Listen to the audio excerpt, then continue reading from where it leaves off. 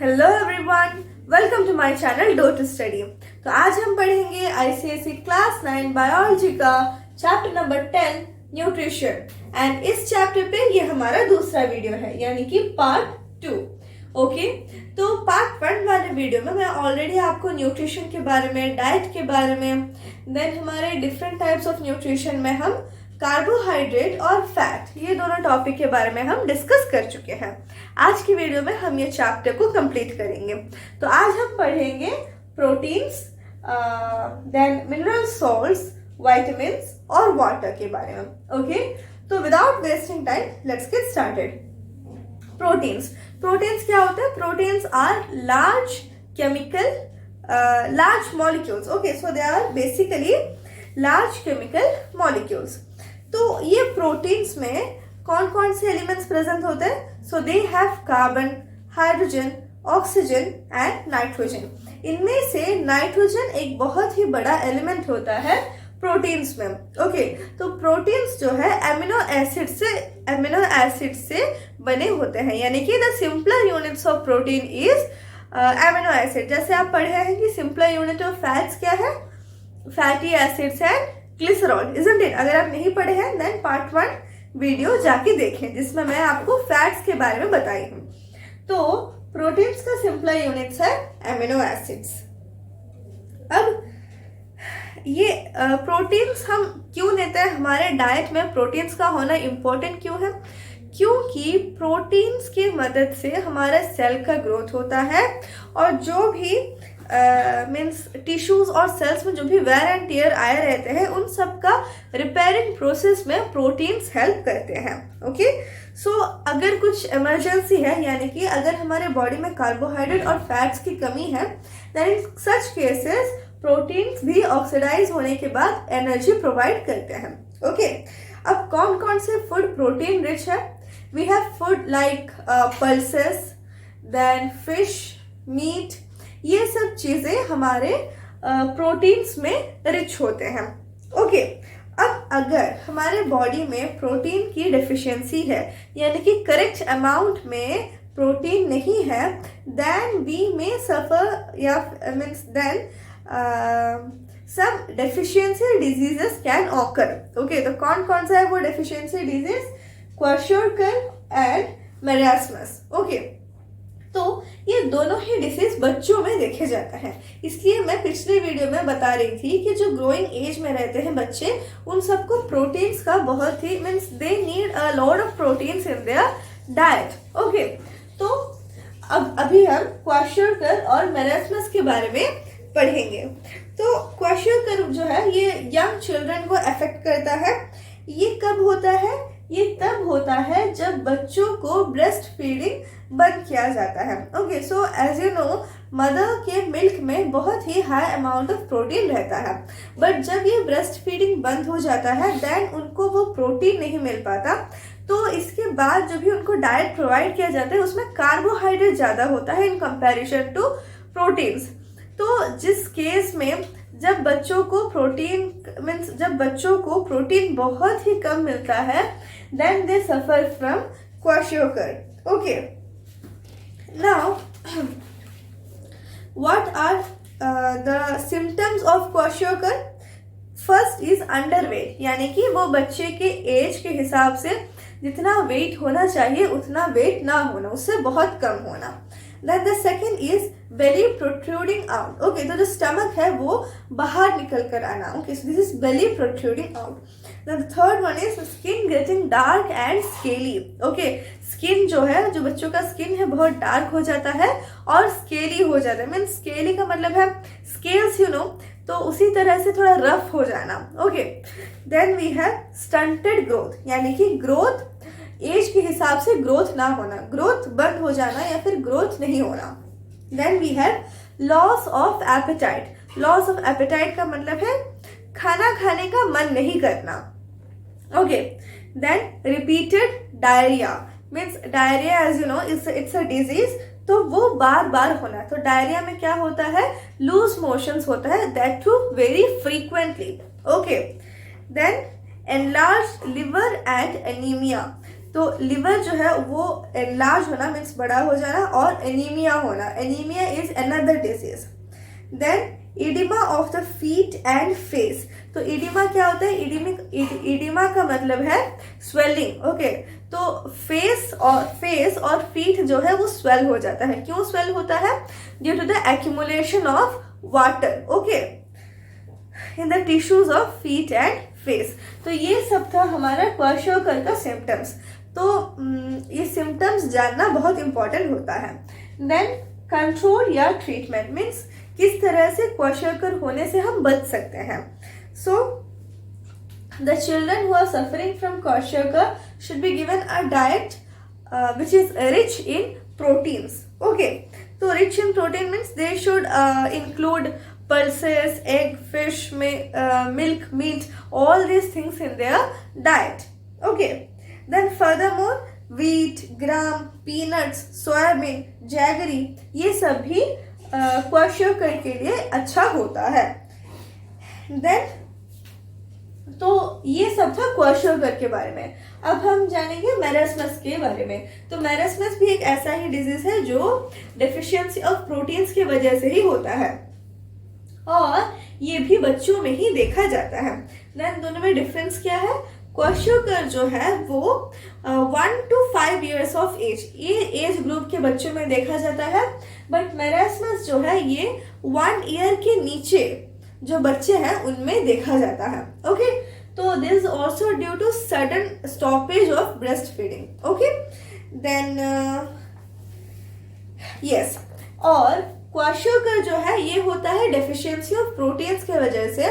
But अगर हम marasmus की बात करें देन ये होता है deficiency of carbohydrates, proteins and fats in the diet.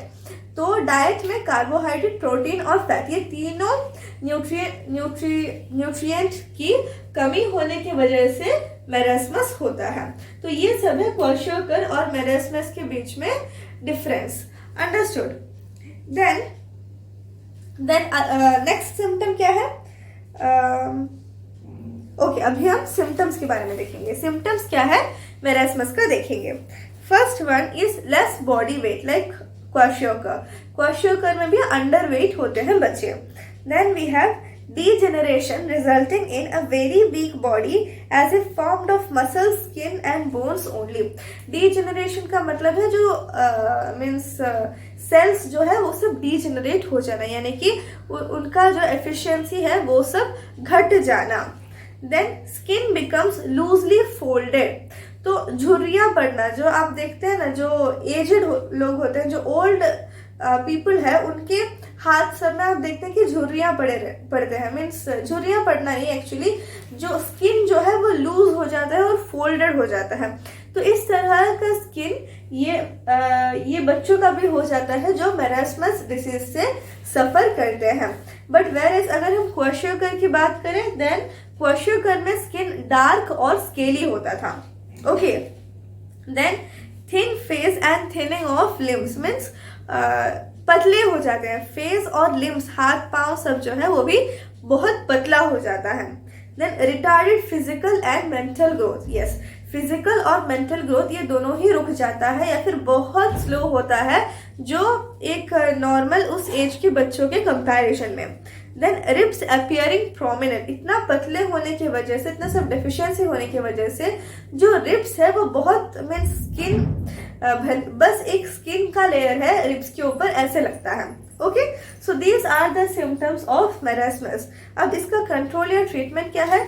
तो जो बच्चे मैरास्मस से सफर करते हैं they should be given a diet which is rich in proteins, carbohydrates and fats. क्योंकि मैरास्मस डिजीज जो है ये प्रोटीन, कार्बोहाइड्रेट एंड फैट्स के डिफिशियंसी की वजह से ही होता है। ओके, तो ये था हमारा क्वाशोकर और मैरास्मस के बारे में।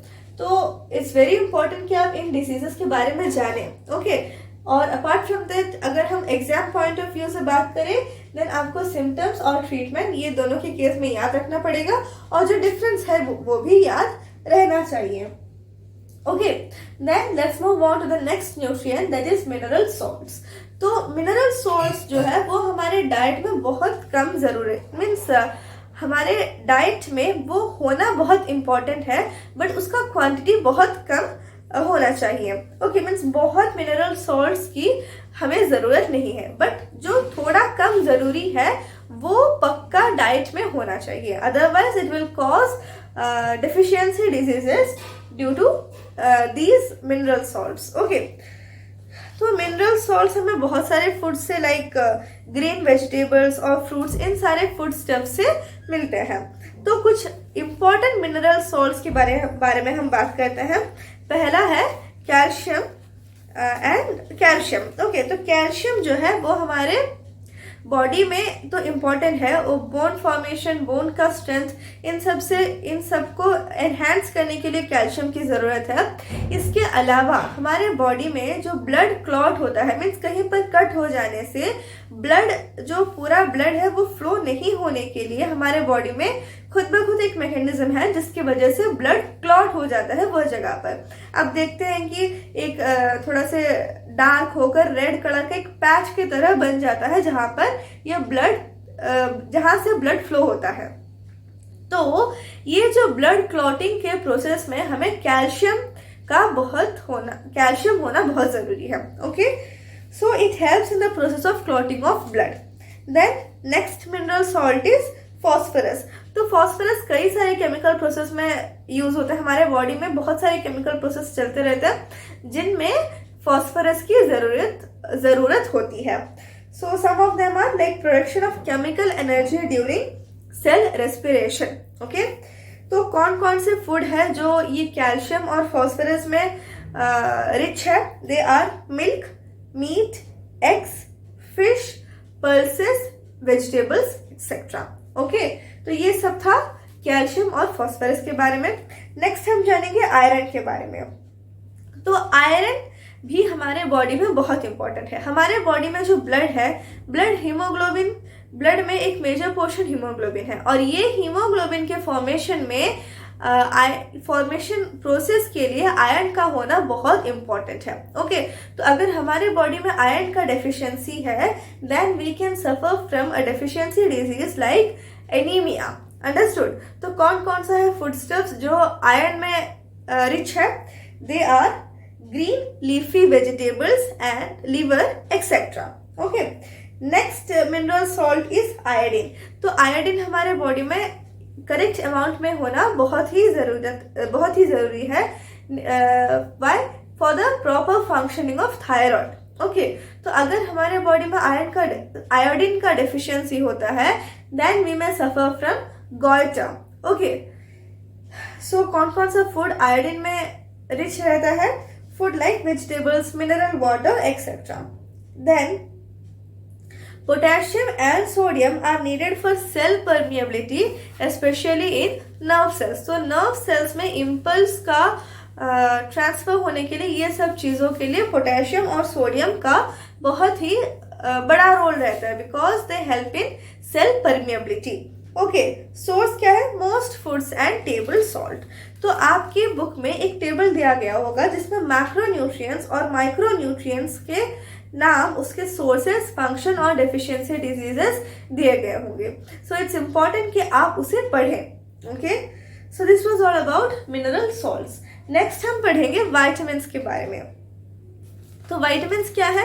ये भी केमिकल सब्सटेंस है जो हमारे बॉडी में, जो हमारे फूड में बहुत ही माइन्यूट अमाउंट्स में होना ज़रूरी है, बट एंड ऑल्दो उनका माइन्यूट अमाउंट में ऑल्दो हमारे फूड में वो माइन्यूट अमाउंट में होंगे, but there presence is really helpful for us. Okay, so these act as catalysts or enzymes in essential chemical changes in the body.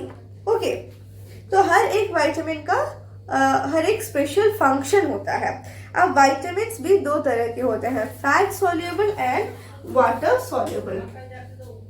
Vitamins भी दो तरह के होते हैं, they are fat soluble vitamins and the other one is water soluble vitamins. तो पिछले video में जब मैं आपको फैट का फंक्शंस बता रही थी, तब मैं बता रही थी कि कुछ विटामिन्स के लिए फैट सॉल्वेंट की तरह काम करता है। तो ये जो फैट सॉल्युबल विटामिन्स है, उनके लिए फैट उनके लिए फैट जो है सॉल्वेंट की तरह काम करता है। तो कौन कौन सा है हमारा fat soluble vitamin? Vitamin A, D, E and K, ये सब है हमारा fat soluble vitamin. Then water soluble vitamin, तो जो विटामिन बी का जो बहुत सारे कॉम्प्लेक्सेस है, विटामिन बी कॉम्प्लेक्स के जो बहुत सारे कॉम्प्लेक्स है, like vitamin B1, vitamin B2, vitamin B1, vitamin B2 etcetera हमारे वाटर सोल्यूबल वाइटामिन होते हैं। ओके, तो वाटर सोल्यूबल वाइटामिन वाटर में डिसॉल्व होते हैं और फैट सोल्यूबल वाइटामिन फैट में डिसॉल्व होते हैं। ओके, तो अगर हमारे बॉडी में एक बहुत ही लंबे ड्यूरेशन के लिए कोई भी पर्टिकुलर विटामिन की कमी होती है, डेफिशिएंसी होती है, then we will suffer from that particular deficiency disease. Like vitamin A की कमी की वजह से नाइट ब्लाइंडनेस होता है, विटामिन बी की कमी की वजह से बेरी होता है। तो इस तरह का हर एक पर्टिकुलर विटामिन का हमारे बॉडी में होना बहुत इंपॉर्टेंट है। ओके, तो आपके बुक में एक टेबल दिया गया होगा जिसमें हर एक विटामिन, उसका साइंटिफिक नेम, देन उसका चीफ सोर्सेस, चीफ फंक्शन और डेफिशिएंसी डिजीज, ये सब मेंशन होगा। तो ये सब याद रखना भी बहुत इंपॉर्टेंट है। लाइक अगर आपको पूछा जाए कि विटामिन ए का नाम क्या है, साइंटिफिक नेम क्या है, then it is retinol. Okay, तो ये सब जानना इंपॉर्टेंट रहता है। Okay, then next we have water. तो वाटर जो है वो हमारे बॉडी में बहुत इंपॉर्टेंट है। About 2/3 of our body weight is water. तो इसके बहुत सारे फंक्शंस है। Like the first one is it acts as a solvent. हमारे बॉडी में बहुत सारे ऑर्गेनिक और इनऑर्गेनिक कंपाउंड्स है, ये सारे कंपाउंड्स के लिए वाटर ही सॉल्वेंट की तरह एक्ट करता है। Then the next function is it is use to produce digestive juices. Okay, जिसकी मदद से हमारे बॉडी में डाइजेशन होता है। Then it helps in transportation of digested food. Okay, तो डाइजेस्टेड फूड और ऑक्सीजन हमारे बॉडी में पहुंचना जरूरी है। तो ये जो ट्रांसपोर्टेशन का प्रोसेस है वो उसमें वाटर हेल्प करता है। किस तरह से? ब्लड के थ्रू ये ट्रांसपोर्टेशन होता है और ब्लड में वाटर एक मेजर कॉन्स्टिट्यूएंट है, isn't it? Then it is use in the excretion of soluble waste. Okay, तो हमारे बॉडी से जो भी सॉल्यूबल वेस्ट है उसे निकालने के लिए वाटर का एक बहुत ही मेजर रोल है। Then it is involve in the maintenance of body temperature too. Okay, तो हमारे बॉडी से वाटर जो है वो रेगुलरली लॉस होता रहता है in the form of sweat, urine and water vapour in breath. Okay, तो इसी की वजह से हमें हर दिन means nearly 7 to 8 glasses of water लेना जरूरी होता है। एंड फर्दरमोर हम जो फूड लेते हैं, जो फ्रूट वेजिटेबल्स जो भी लेते हैं, उनमें भी वाटर होता है, but still we should take 7 to 8 glasses of water a day. Okay, तो ये सब था वाटर के बारे में। देन लास्ट आपका एक टॉपिक बच जाता है, दैट इज बैलेंस डाइट। तो बैलेंस डाइट क्या होता है? It contains all the principal constituents of food in proper quantity, यानी कि जो सारे प्रोटीन्स, जो सारे न्यूट्रिएंट्स है, ये सब हमारे डाइट में करेक्ट अमाउंट में होना चाहिए। So this is balanced diet. Okay, so